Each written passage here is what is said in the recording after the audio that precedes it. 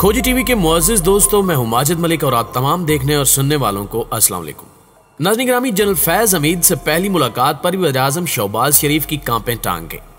General साहब की body language ने इंपोर्टेड हुकूमत को क्या पैगाम दिया और ये मुलाकात किस मकसद के लिए की गई, आज की ज़ेर नज़र वीडियो में हम आपको मोहतरम शहबाज शरीफ की बतौर वज़ीर-ए-आज़म जनरल फैज हमीद से पहली मुलाकात का अहवाल बताएंगे। माजी में फौज पर तनकीद करने वाले आज इक्तदार में आने के बाद फौज का सामना क्यों नहीं कर पा रहे, और ये कि पाक फौज आने वाले दिनों में कौन से बड़े इकदामात उठाने जा रही है, ये सब कुछ जानने से कबल आपसे दरखास्त है कि वीडियो को शुरू से लेकर आखिर तक जरूर देखिएगा। तो आइए चलकर मौजू का आगाज करते हैं। नाज़रीन गिरामी, हमारे यहाँ बदकिस्मती यही रही है कि हमारे सियासतदानों ने हमेशा फौज के कानों पर सवार होकर इक्तदार में आने की कोशिश की, लेकिन जब अपना मकसद निकल जाता है तो ये फौज के खिलाफ फ्रंट महाज पर खड़े नजर आते हैं, क्योंकि ये उस वक्त अपने आप को गैर महफूज समझना शुरू हो जाते हैं। अगर हम भुट्टो से इब्तिदा करें तो देखेंगे कि इन्होंने अपनी सियासत का आगाज उस वक्त के सदर जनरल अयूब खान से किया और वजारत उज़्मा के मनसब पर पहुंचे, बल्कि इनका शुमार आज भी पाकिस्तान के मकबूल तरीन लीडर्स में होता है। लेकिन इनके इक्तदार के आखिरी दौर में सिविल मिलिट्री ताल्लुकात इस हद तक बिगड़ गए कि इन्हें जनरल ज़ियाउल हक ने तख्तादार तक पहुंचा दिया। पीपल्स पार्टी का दौर जब दोबारा आया तो उसी वक्त मेमो गेट स्कैंडल भी सामने आया। इनकी अपनी बनाई हुई सिविल हुकूमत में उस वक्त के वज़ीर-ए-आज़म मोहम्मद खान जुनेजो को भी घर जाना पड़ा। इस दौरान नवाज शरीफ की सियासत पनप चुकी थी। ज़ियाउल हक के बाद भी इनके फौज से अच्छे ताल्लुकात रहे, लेकिन वो 3 मरतबा इक्तदार में आए, तीनों मरतबा इनके घर जाने की वजह सिविल मिलिट्री ताल्लुकात ही बने। कभी डॉन लीग्स का किस्सा सामने आया और कभी रोग आर्मी के इश्तिहार का। इस बार नवाज शरीफ की फरागत की जो भी वजह बनी, इन्होंने फारिग होने के बाद खूब दिल की भड़ास निकाली। गुजरांवाला में होने वाला जलसा इसकी मिसाल आप है, जिसमें मोहतरम नवाज शरीफ ने डायरेक्टली अफवाज पाकिस्तान के सरबराह को मुखातिब करके संगीन इल्जामात लगाए। मुअज़्ज़िज़ दोस्तों, 17 अक्टूबर 2020 को अपोजिशन जमातों के उस जलसे में नवाज शरीफ साहब ने बजरिया वीडियो लिंक खिताब करते हुए कहा था कि इनकी हुकूमत के दिनों में हालात बहुत अच्छे थे। जनरल कमर जावेद बाजवा साहब, आपने हमारी अच्छी भली चलती हुकूमत को रुखसत करवाया और मुल्क और कौम को अपनी ख्वाहिशात की भीड़ चढ़ाया। कमर जावेद बाजवा साहब, आपने हमारी अच्छी भली चलती हुकूमत को रुखसत करवाया, मुल्क और कौम को अपनी ख्वाहिशात की भीड़ चढ़ाया। मेंबरान पार्लियामेंट की खरीदो फरोख्त, जिससे हम अरसा दराज से जान छुड़वा चुके थे, आपने इसे दोबारा शुरू करवाया। जजों से जोर जबरदस्ती फैसले आपने लिखवाए। इंसाफ करने के जुर्म में जस्टिस शौकत सदीकी और जस्टिस फायज ईसा के खिलाफ आपकी इमा पर फैसले किए गए। आपने इंतखाबात में अवाम को रद्द करके अपनी मर्जी का नाअहल टोला कौम पर मुसल्लत किया। इसके नतीजे में होने वाली बर्बादी के भी आप ही जिम्मेदार हैं। जनरल बाजवा साहब, जवाब आपको ही देना होगा। गुजरांवाला जलसे में नवाज शरीफ साहब ने यह भी फरमाया था कि बिजली का बिल बिजली बनकर आवाम पर गिरा। बाजवा साहब, जवाब आपको देना होगा। दवाई न मिलने से मेरे पाकिस्तान का गरीब मर रहा है। बाजवा साहब, जवाब आपको देना पड़ेगा। गरीब की रोटी 10 रुपए की हो गई है। बाजवा साहब, जवाब आपको देना पड़ेगा। 1.5 करोड़ लोग बेरोजगार हो चुके हैं। बाजवा साहब, जवाब आपको देना पड़ेगा।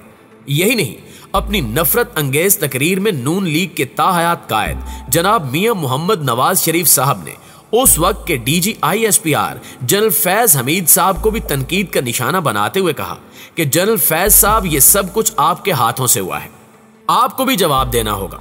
जनरल फैज, ये सब कुछ आपके हाथों से हुआ है, जवाब भी आपको देना होगा। आपने नवाज शरीफ को बागी कहना है जरूर कहें, इश्तिहारी कहना है जरूर कहें, हाई जैकर कहना है जरूर कहें, नवाज शरीफ के असासे और जायदाद सब कुछ जब्त करना है जरूर करें। नवाज शरीफ के खिलाफ झूठे मुकदमात बनाने हैं तो जरूर बनाइए, लेकिन नवाज शरीफ अपनी मजलूम आवाम की आवाज बनता रहेगा। नवाज शरीफ वोट को इज्जत दिलाकर ही रहेगा।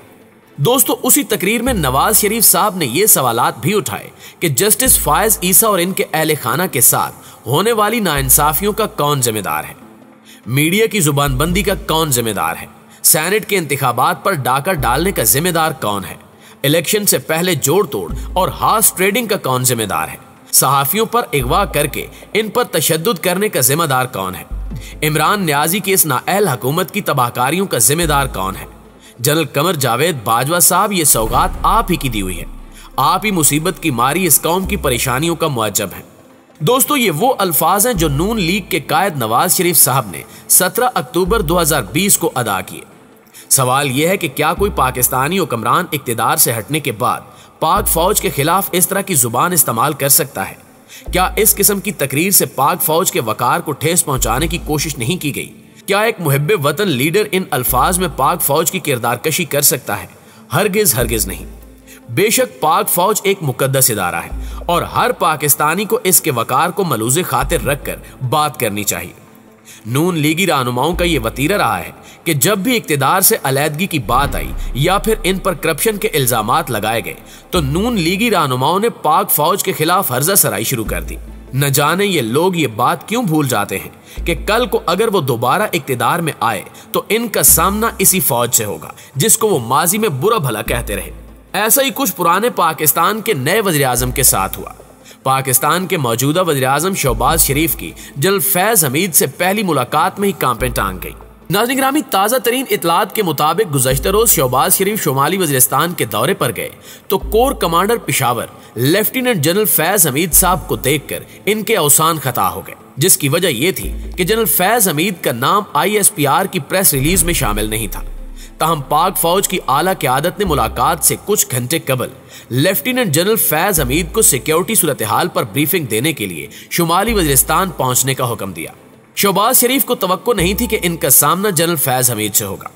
जनरल फैज हमीद की ब्रीफिंग के दौरान शहबाज शरीफ सहमे सहमे दिखाई दिए, जबकि जनरल फैज हमीद की बॉडी लैंग्वेज ये बता रही थी कि वो मौजूदा हुकूमत को सख्त पैगाम देने आए हैं, जिसके बाद हालात यकसर तब्दील होते दिखाई दे रहे हैं और आने वाले दिनों में मौजूदा हुकूमत की मुश्किलात में इजाफा हो सकता है।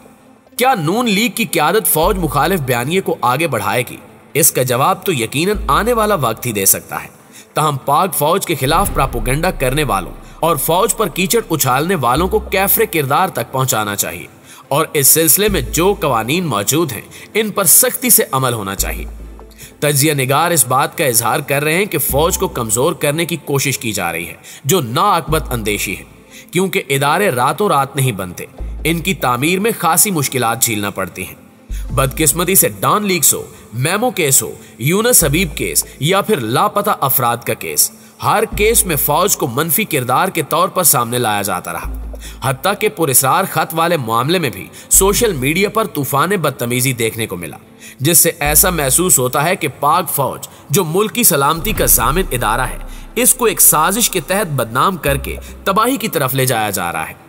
अगर यह सिलसिला यूं ही जारी रहा तो मुल्क को कौम को शदीद नुकसान पहुंचेगा। पाकिस्तानी सियासी पार्टीज और अहम इदारों को चाहिए कि वो फौरन इसका तदारुक करें, वरना ये कौम तबाही के सिवा कुछ नहीं देखेगी। जी तो प्यारे साथियों, ये थी हमारी आज की वीडियो। आप दोस्तों की राय इस हवाले से क्या कहती है, कमेंट करके हमारे साथ शेयर जरूर कीजिएगा। इंशाअल्लाह आपसे मुलाकात होती है अगली वीडियो में। तब तक अपना ख्याल रखिए। अल्लाह निगहबान।